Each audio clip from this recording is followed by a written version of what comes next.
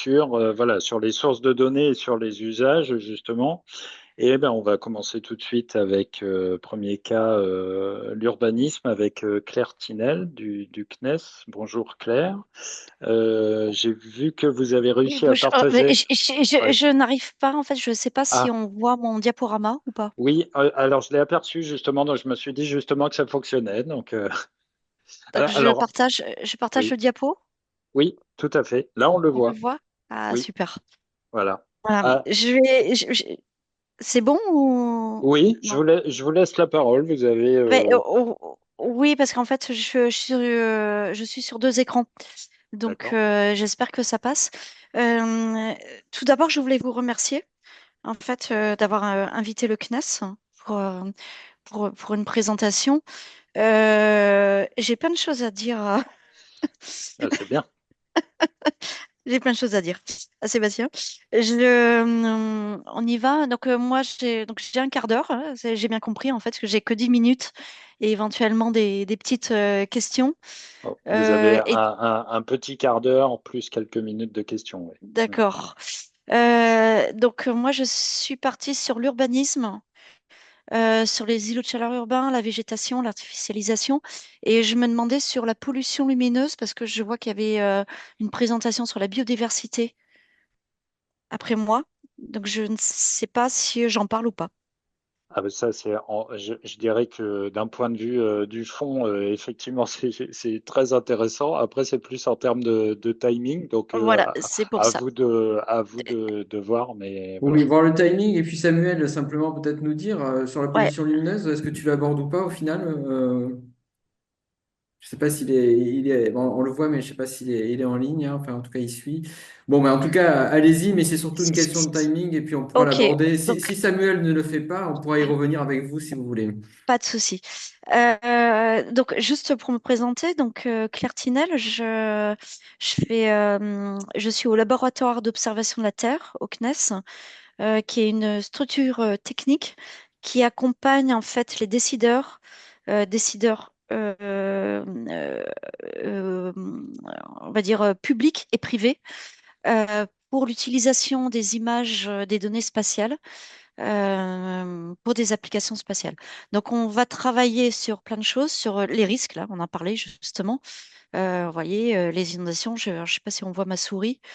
Les inondations, les feux de forêt, la sécheresse, tout ce qui est pollution, On voit votre souris, sondage, oui. biodiversité, agriculture. Et puis là, en fait, aujourd'hui, ben, on est sur l'urbain et sur l'aménagement du territoire.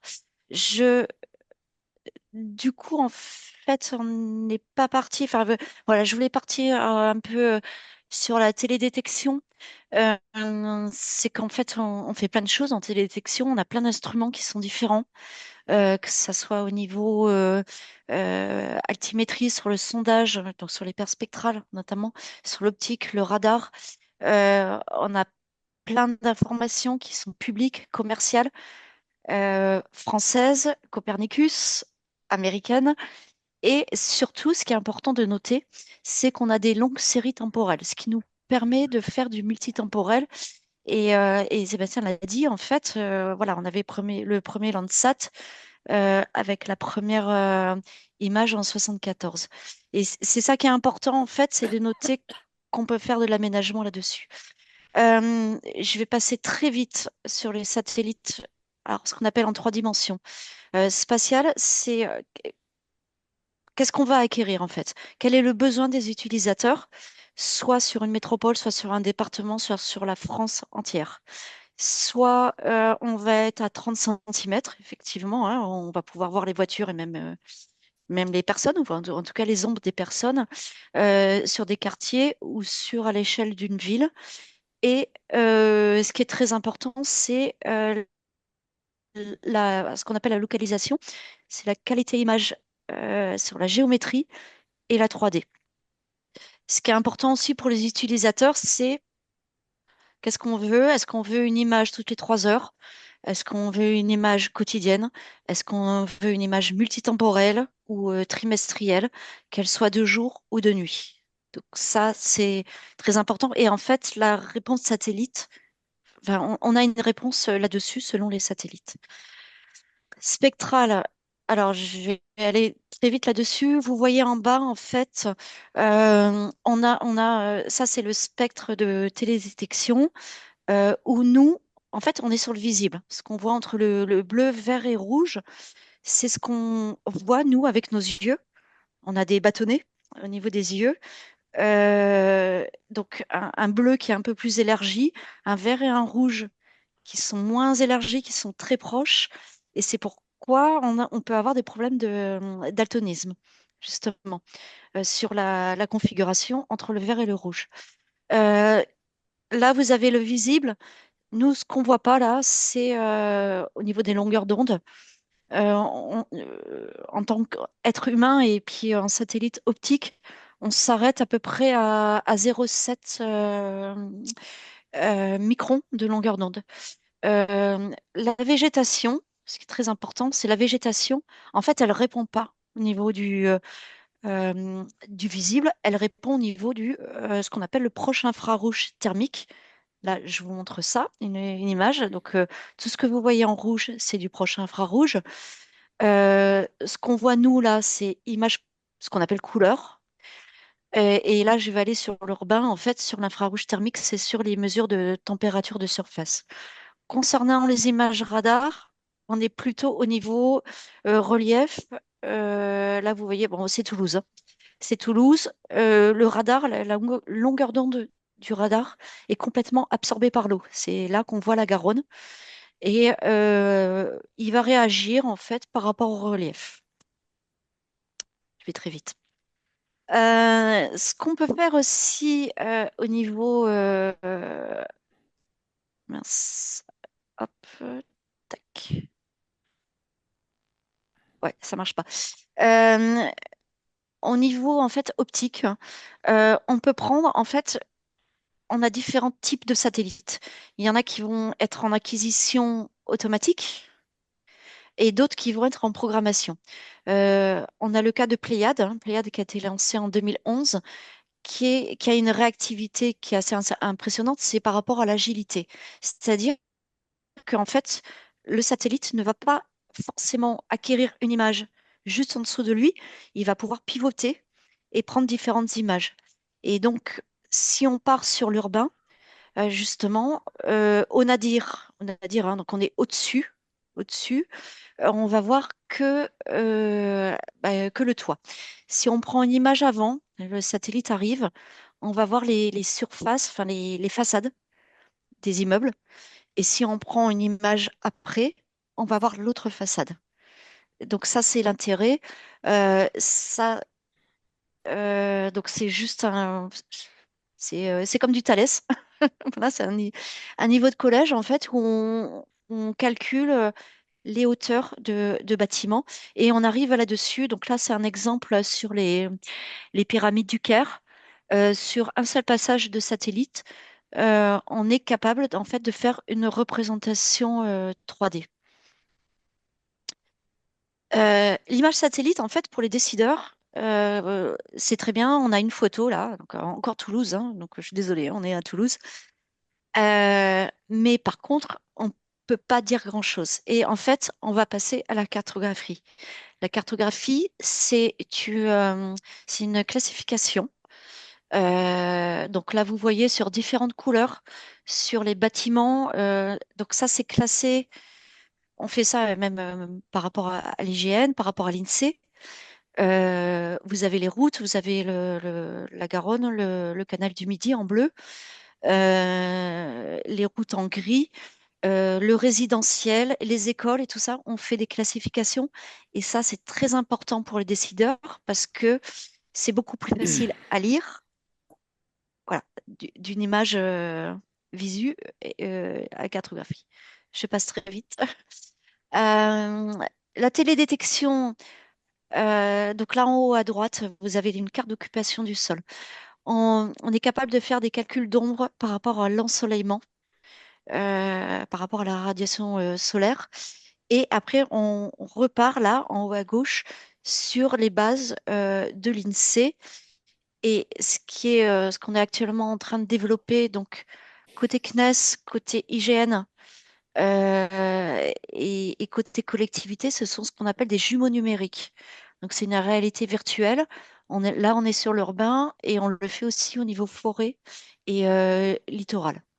Quel est l'intérêt? C'est en fait le décideur va regarder, tac, on a un endroit qu'il va falloir urbaniser. Est-ce qu'il faut mettre de la végétalisation ou mettre un bâtiment? Et tout va être calculé là-dessus. Je voulais dire pourquoi l'urbanisation, en fait. Là, je suis entre 1936 et 1999. Je suis désolée, je n'ai pas d'image. On est sur 25 ans et je vous montre juste la migration de la population en France sur des... comment dire? En fait, on se rapproche, hein, on se rapproche des villes. Et ce que vous pouvez voir, tout simplement, l'exemple le plus frappant, c'est en Bretagne, où on avait beaucoup de personnes en rural. Et on voit qu'en fait, la population s'est rapprochée au niveau littoral. Vous le voyez aussi au niveau ce qu'on appelle la diagonale vide de la France, où il y avait beaucoup de monde dans les villages. Et en fait, les gens se rapprochent au fur et à mesure des métropoles, tout simplement parce que on a les infrastructures, les écoles, tout ce qui est important. Ça aussi, c'est une évolution en fait de tout simplement ce qu'on appelle entre le milieu urbain et rural. Vous voyez ici hop, hop, hop, en gris. Donc en 1968, donc c'est la région de Toulouse, où on est passé de 90 communes à 453 communes.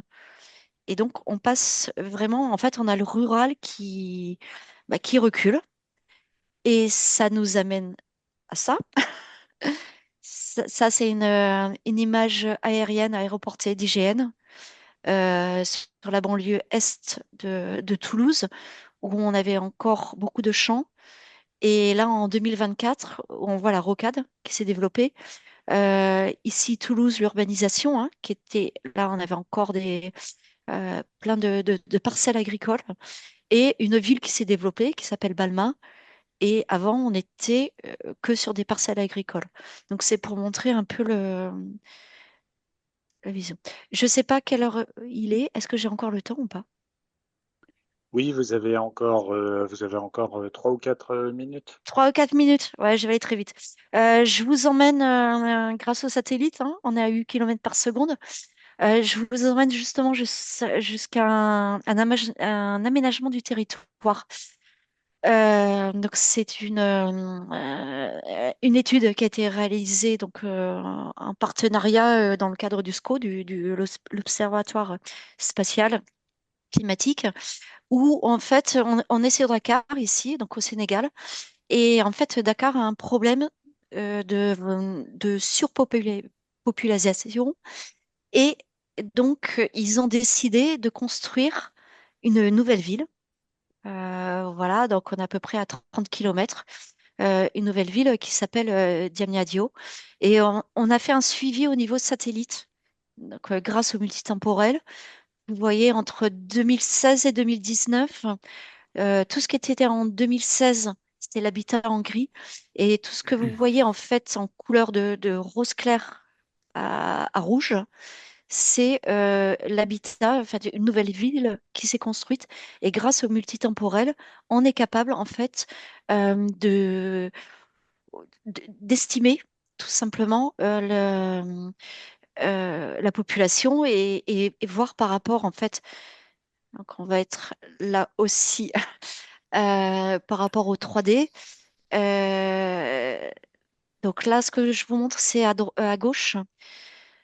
Donc c'est cette nouvelle ville avec une construction d'un stade entre 2016 et 2020. Et à droite, en fait, c'est ce qu'on appelle du DME, DME, pardon, c'est de la hauteur. Et en fait, vous voyez en rouge, plus c'est rouge, plus c'est haut. et sur les constructions d'habitat, ce qu'on peut faire en 3 dimensions. Donc, ce qui est jaune, enfin jaune clair, là, c'est le terrain. Ce qui est marrant à voir, en fait, je ne sais pas ce que ça veut dire, hein, mais voilà, on a des bâtiments en forme de X et de F. Et voilà. Et donc, en fait, la télédétection, l'optique, nous permet d'avoir des estimations. Je reviens juste, alors, l'urbanisme, les îlots de chaleur urbains, ce qu'on fait en télédétection. Donc là, on n'est plus en optique, on est en ce qu'on appelle en infrarouge thermique. En fait, on a un souci, enfin un souci. Plus on a de villes, plus on a des phénomènes, ce qu'on appelle des dômes de chaleur urbain. C'est-à-dire que c'est une différence de température entre le centre-ville et le rural, qui peut atteindre, en moyenne, on est à 4 degrés sur le nocturne. Euh, pour la canicule de 2003, oui, sur Paris, on avait une différence de 10 degrés sur Paris et sur la banlieue. Pourquoi en fait on a ce phénomène de chaleur urbain? Tout simplement, c'est par rapport aux matériaux. On n'a pas beaucoup de végétation en ville, donc on n'a pas beaucoup d'évapotranspiration. On a une activité humaine qui est juste avec tout simplement le transport, les véhicules qui rejettent de la chaleur. Et en fait, on a les matériaux qui emmagasinent la chaleur, l'énergie pendant la journée. Et pendant la nuit, ils vont avoir du mal à ressortir cette énergie. Donc voilà, donc c'est un problème qui est euh, qui est pris en compte dans les différentes métropoles en ville. Et nous, on a plusieurs études là-dessus. Donc là, je vais passer. Effectivement, tout le monde émet des ondes infrarouges, hein, que ce soit moi, vous, en tant qu'humain, en tant que table, bureau, ordinateur. Et là, en fait, on est en train tout simplement de calculer ce qu'on appelle les températures de surface à un niveau global et mondial. Très bien. Euh, Excusez-moi, est-ce que vous pouvez peut-être ouais, conclure? j'y vais. Je suis désolé, mais si on veut avoir le temps, il Ok. faut. Bon, juste pour dire qu'on calcule ce qu'on appelle les températures de surface, on fait des différences, ce qu'on appelle des anomalies thermiques, et que on regarde aussi par rapport aux infrastructures. Pour faire la corrélation, donc là, je vous montre sur Toulouse, vous voyez Blagnac. Blagnac, ici, on a la piste d'aéroport, on a l'aéroport, on a enfin, c'est Airbus, les bâtiments d'Airbus. Et là, je vous ai pas mis toutes les. Là, on a un gros centre commercial. Voilà, je conclus. Oui, je voudrais aller là-dessus aussi. Ce qui est important pour les décideurs, c'est qu'en fait, là, en haut à gauche, vous avez tout ce qui est mesures satellites et on corrèle ça avec des mesures INSEE, notamment pour transformer ça en indice de vulnérabilité. Donc, vous voyez, ce qui est en jaune, en fait, c'est vulnérabilité à la chaleur. Donc, ce qui est important pour les décideurs, et je vais passer, je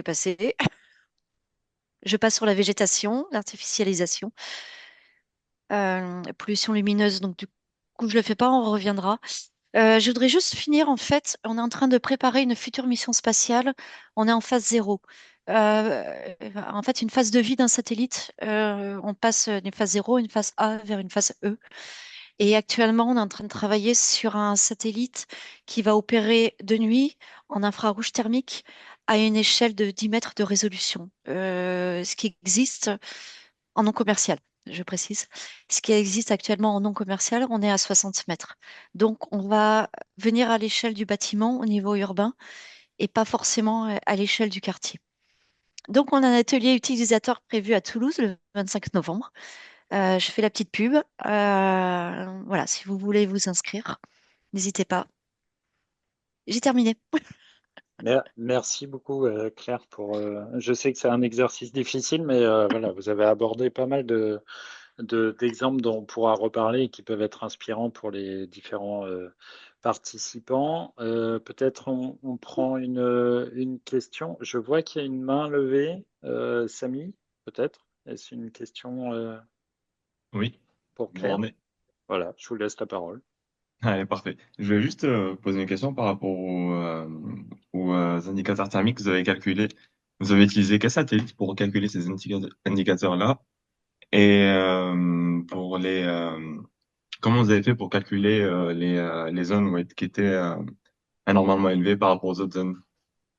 Ouais, alors en fait, on a utilisé des satellites enfin, sur l'infrarouge thermique. Hein. Donc, on est sur l'EcoStress, EcoStress qui est en fait un instrument qui est installé sur la Station spatiale internationale, donc l'ISS, qui prend des mesures à 60 mètres. On a fait de la réagrégation pour se coller au niveau optique et là, on calcule les émissivités température de surface.